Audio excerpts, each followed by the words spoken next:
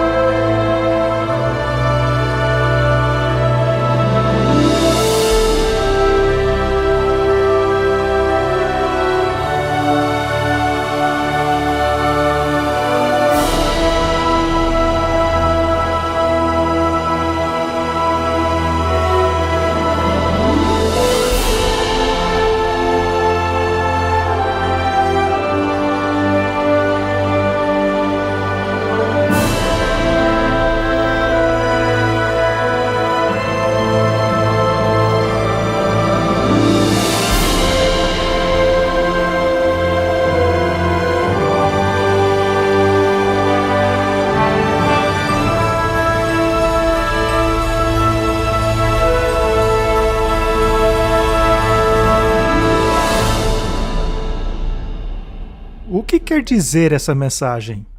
A hora do seu juízo chegou. Vivemos em um tempo tumultuoso nessa terra. Guerras, rumores de guerras, desastres naturais, protestos, ódio. Seria esta a mensagem relevante para nós hoje? Como ela se encaixa em nossa presente situação? Falemos sobre isso.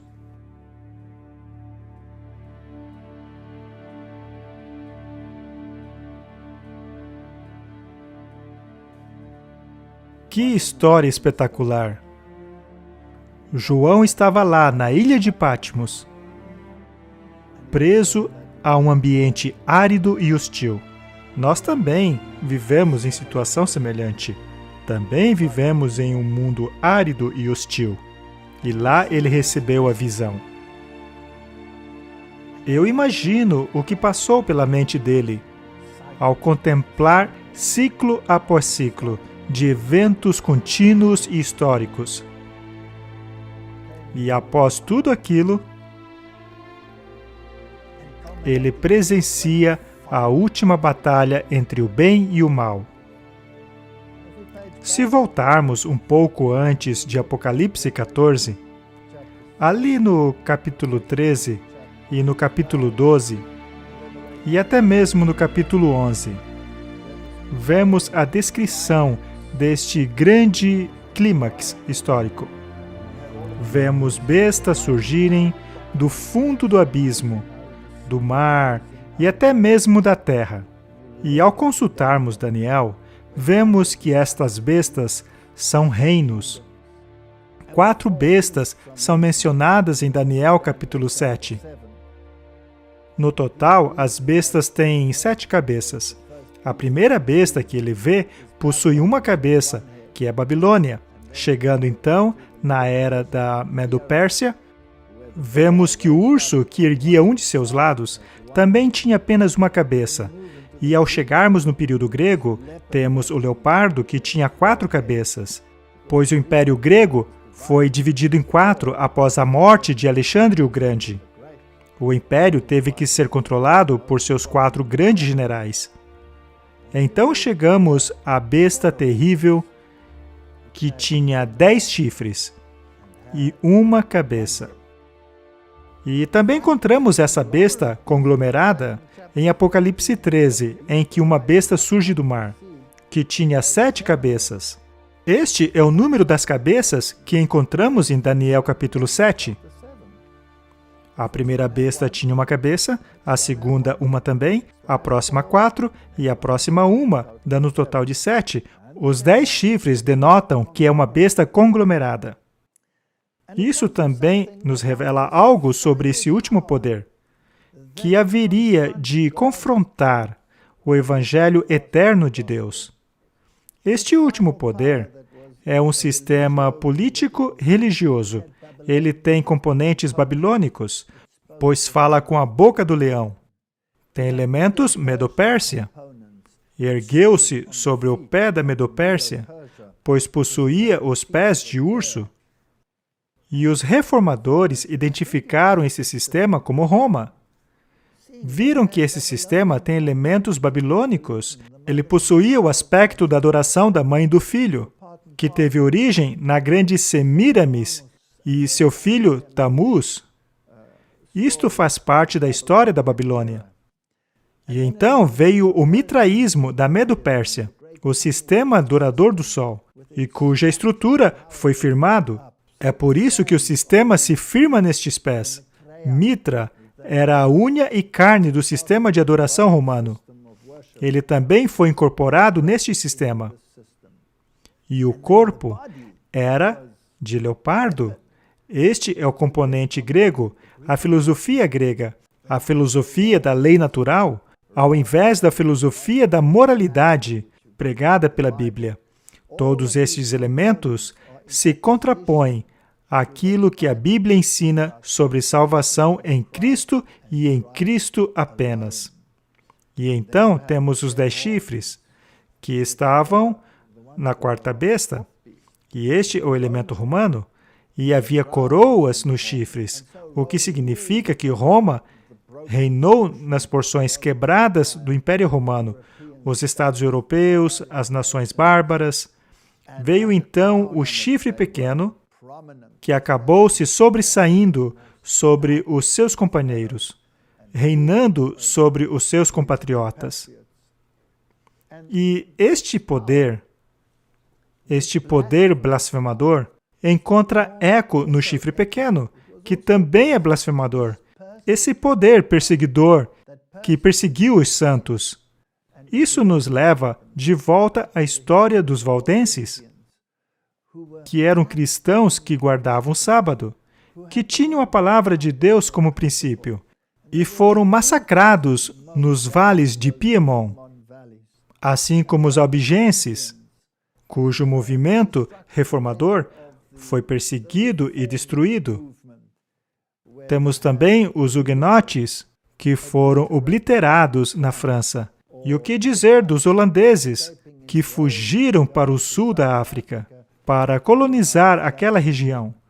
E todos os cristãos que fugiram da Europa, rumo ao novo mundo recém-descoberto, para os Estados Unidos, na América do Norte, também para a Austrália, Nova Zelândia, e assim o protestantismo escapou daquele poder perseguidor. Vemos esta história em Apocalipse, capítulo 12. É impressionante, pois lá no capítulo 12 é descrito este conflito entre o dragão, que é o diabo e seus representantes, e a semente, que é Cristo, da mulher, que é a sua igreja, de quem ele saiu e a quem ele protegeria desta influência perseguidora. E o dragão confronta este menino, que nasceria e seria levado ao céu. E a mulher, que representa a igreja, pregaria o evangelho da salvação. Ela seria terrivelmente perseguida por um período de tempo, 1260 dias, ou 3 anos e meio, que é a mesma coisa que 42 meses. E este período de tempo é mencionado vez após vez. Os reformadores utilizavam o princípio dia-ano, considere um dia por um ano, como foi mencionado pelos profetas da Antiguidade, e baseando-se nesse princípio, 1.260 dias representa 1.260 anos. E ao aplicarmos isso ao papado, vemos que eles conseguiram o seu status político e assumindo o papel de autoridade no ano de 538 d.C., quando o imperador romano concedeu este poder ao papado. Assim, os papas governaram por 1.260 anos como uma entidade política, assim como religiosa. E o papado mesclou as questões da Igreja com as questões do Estado. E em 1798, conforme dizia a profecia, o general francês Berthier marchou para dentro de Roma, capturando o Papa, enviando-o para o exílio, tirando desta forma o poder do Estado da Igreja Católica. Nascia então a Itália moderna.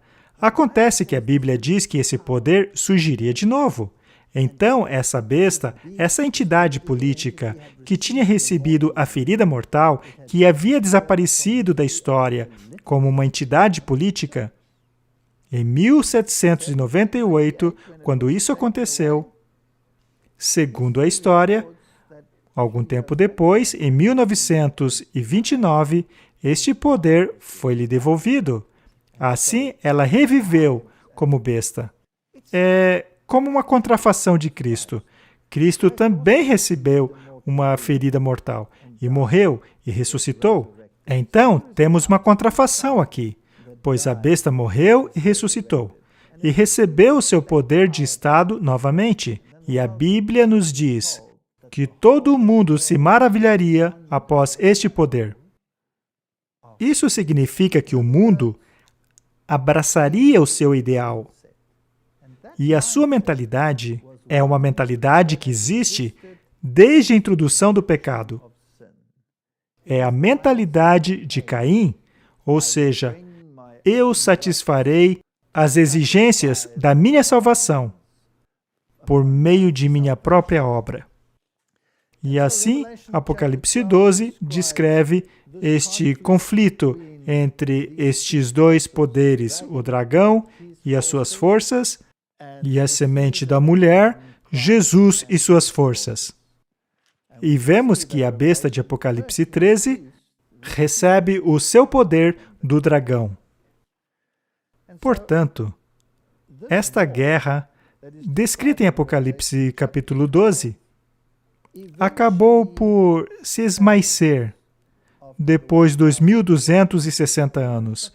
Mas o Evangelho de Deus é eterno, ele não esmaece. Portanto, ele seria reavivado. Em um determinado momento da história, ao final do período dos 1.260 anos, tem início um novo movimento que iria restaurar aquilo que foi destruído nesse conflito. E lemos em Apocalipse 12, versos 17, e o dragão enfureceu-se contra a mulher, ou seja, a Igreja de Deus, e saiu para fazer guerra contra o remanescente de sua semente, ou seja, aquilo que restou após os 1.260 anos de perseguição. A Bíblia, então, dá uma característica deste povo. São aqueles que guardam os mandamentos de Deus e têm o testemunho de Jesus Cristo. Mais adiante, esse testemunho é identificado como sendo o dom de profecia. Que introdução fascinante! Mas que mensagem esta última mulher traria? Esta mulher que guarda os mandamentos de Deus, e o que tudo isso teria a ver com o Evangelho eterno? Ao voltarmos para esta última mensagem de Apocalipse capítulo 14, que diz: "E vi outro anjo voando pelo céu, que tinha o Evangelho eterno para pregar a todos que viviam na terra, a todas as nações, tribo, língua e povos. Esta é uma mensagem universal, não é isolada. Não é apenas uma mensagem para o cristianismo, é uma mensagem para a humanidade. E o que quer dizer este Evangelho eterno? Como nós já explicamos, o Evangelho eterno é a salvação somente por meio de Cristo. Este é o Evangelho eterno, mas ele também tem a ver com a questão da expiação. Esta bela palavra, forjada por William Tyndale, expiação, expiação. Ter o relacionamento com Deus restaurado, tornar-se mais uma vez um com Deus. Veja, os reformadores perceberam que a expiação que ocorreu foi o preço que foi pago pelo pecado. E a Bíblia nos diz que o salário do pecado é a morte. Ou seja, a penalidade pela transgressão dos princípios de Deus que governam o seu universo é a morte. Se não fosse assim, a maldade duraria para sempre. Portanto, esta penalidade é exigida pela justiça. E como poderia esse Deus de justiça ser, ao mesmo tempo, um Deus de graça e perdão? Bem, Deus não levou o assunto do pecado na brincadeira. Pelo contrário, ele estava disposto a sofrer as consequências ele mesmo. Então Cristo, tomando a forma da humanidade, tornou-se um ser humano e se pôs no lugar onde Adão havia caído. Ele tornou-se um segundo Adão. E uma vez que a humanidade esteve corporativamente em Cristo, antes dele tê-la criado, Cristo assumiu a posição de cabeça da humanidade, assim como Adão ocupou essa posição, mas uma posição ainda maior, pois ele era Deus homem. E em sua forma humana, ele poderia morrer, e sendo totalmente Deus, ele pagou a penalidade pela humanidade. E por meio do seu sangue, que tem vida em si mesmo, somos salvos. Isto é expiação. Mas as grandes religiões do mundo negam a expiação. O Islã nega a expiação. Segundo eles, Jesus não morreu de verdade. Ele apenas pareceu que havia morrido para aqueles que o crucificaram. Mas ele não morreu, na verdade. E então, o Evangelho da expiação, que salva a humanidade por meio do sangue, é irrelevante, pois Deus poderia ter tratado conosco como uma pessoa qualquer, já que teríamos nós mesmos a capacidade de fazer e executar aquilo que Deus exige. Logo, não existe necessidade da expiação. O catolicismo ensina a mesma coisa. O catolicismo nega a expiação, assim como o Islã e qualquer outra grande religião neste planeta. Todos ensinam que não é por meio do sangue que somos salvos, mas pelas boas obras dele. E neste tesouro, que eles chamam de o tesouro de Maria, que não consiste apenas nas boas obras de Jesus, mas as boas obras de Maria, assim como os de todos os santos. E o Papa tem acesso a este tesouro de méritos, tendo o poder para concedê-los através das indulgências, a fim de aliviar a penalidade do pecado, que já foram perdoados. Ora, mas se você ainda precisa pagar pelos pecados dos quais você já foi perdoado, então deve haver um lugar especial para que essa pena seja aplicada. E foi aí que eles inventaram o purgatório, que, aliás, não é mencionado em nenhum lugar da Bíblia. E a indulgência seria uma diminuição da penalidade de pecados que já foram perdoados. E ao tomar este mérito dos santos e Maria, e até mesmo Jesus, eles podem pagar pelas suas penalidades e aliviá-las.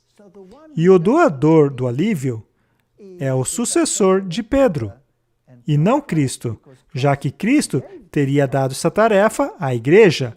Então, de acordo com o pensamento católico, o Deus da graça é o Papa. Porém, a Bíblia diz que não há outro nome debaixo da terra pelo qual podemos ser salvos além do nome de Jesus Cristo. Não existe salvação fora dele. Ninguém vai ao Pai senão por Jesus. E este sistema, que incorpora tantos elementos, tantas pessoas, que supostamente foram boas, enquanto a Bíblia diz que não há pessoas boas. A nossa natureza é caída. Não podemos pagar em nada a nossa própria salvação. A salvação vem completamente fora de nós. E este conflito tem sido travado desde o início e há de atingir um clímax no fim dos tempos. Sendo assim, só podemos nos apropriar da salvação ao nos agarrarmos a ela pela fé, pois a fé é a substância, a realidade daquilo que se espera, a evidência daquilo que não se vê. Este Evangelho eterno deve ser pregado mais uma vez. Ele foi pregado por Abel, foi pregado também pelo sistema judaico do santuário, pois no Antigo Testamento não eram salvos por guardar os mandamentos. Você só era perdoado se trouxesse um cordeiro e colocasse a sua mão sobre a cabeça, confessando os seus pecados, sobre a cabeça do cordeiro, e assim o inocente cordeiro morria em seu lugar, por causa do seu pecado. Isto era uma ilustração do Cordeiro de Deus que tiraria o pecado do mundo. Isto havia sido pregado em Tipo naquela época já. E então foi redescoberto pelos reformadores. Eles pregavam que a salvação era somente por meio da fé. E isso contrariou Roma, já que Roma ensina que somos salvos pelas nossas obras, que as obras de nossas mãos, assim como Caim pensava, era o meio para a salvação. Portanto, o Concílio de Trento declarou que a crença da salvação apenas pela fé era anátema. Então, todos esses cânones que foram expostos no Concílio de Trento lidavam com este assunto, e esta luta foi travada, e milhões de santos acabaram morrendo por causa da Inquisição, da perseguição e das guerras que aconteceram por causa dessa pequena palavra, somente. Somente pela fé. Os reformadores, eventualmente, tendo se espalhado naquelas terras desocupadas e tendo descoberto a paz, mas será que eles acabaram sucumbindo em relação a isso? Bem, conforme o tempo passou, o processo de ecumenismo começou. E a primeira organização ecumênica multidenominacional foi fundada no ano de 1844. Ela foi a Associação dos Jovens Cristãos. Era um movimento interdenominacional. E daquele tímido começo, o processo de reunificar aquilo que foi separado na Reforma Protestante começou. Então, foram feitas concessões após concessões. Finalmente, em 1999, no mesmo lugar aonde Martinho Lutero havia pregado suas teses, no mesmo dia, em 31 de outubro, os luteranos e católicos assinaram uma declaração conjunta sobre a justificação. Esse documento foi tão cuidadosamente escrito que qualquer um que o leia vai achar que ele está em harmonia com os atributos da Bíblia. Mas a grande verdade é que, escondidos atrás de palavras muito bem escolhidas, temos os atributos de Roma. No documento é dito que juntos confessamos que é somente pela graça, por meio das obras salvadoras de Cristo, somos aceitos por Ele e justificados. Eles também levantaram a questão do batismo. Tendo recebido esta justificação por meio do batismo, o que não está de acordo com a Bíblia, já que é por meio da fé que obtemos a justificação.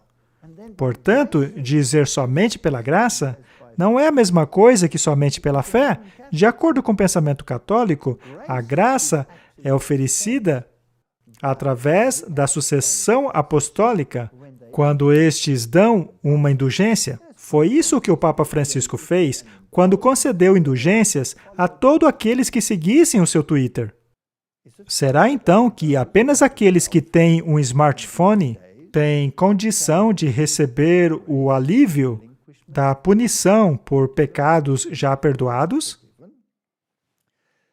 Então, a questão da indulgência mudou. O protestantismo aceitou uma definição espúria da justificação.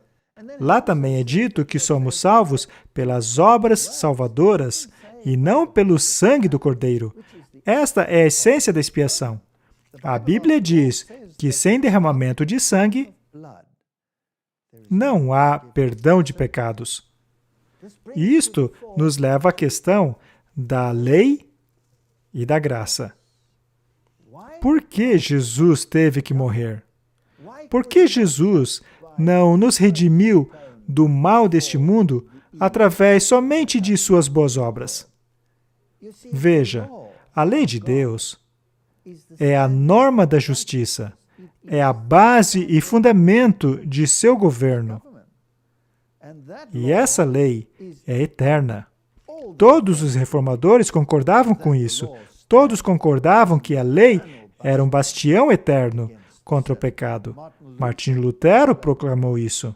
Wesley fez o mesmo. Todos os reformadores diziam em uníssono que a lei permanece. E se a lei permanece, então a penalidade pelo pecado também permanece. Aí está a justiça de Deus. Como ele poderia ser um Deus de graça e um Deus de justiça ao mesmo tempo? A única maneira disso acontecer seria colocar-se à frente da humanidade. Seria Deus tornar-se homem para pagar Ele mesmo a penalidade em favor da humanidade caída. Aqui, esse Deus homem, em quem a humanidade estava corporativamente presente e que corporativamente morreu por toda a humanidade, a fim de pagar a penalidade pelo pecado. E eu posso me apropriar deste presente, deste preço que foi pago, através da fé. Não tendo justiça em mim mesmo, posso depender da justiça de Cristo, que a imputa em mim pela fé. Esta é a mensagem da Reforma.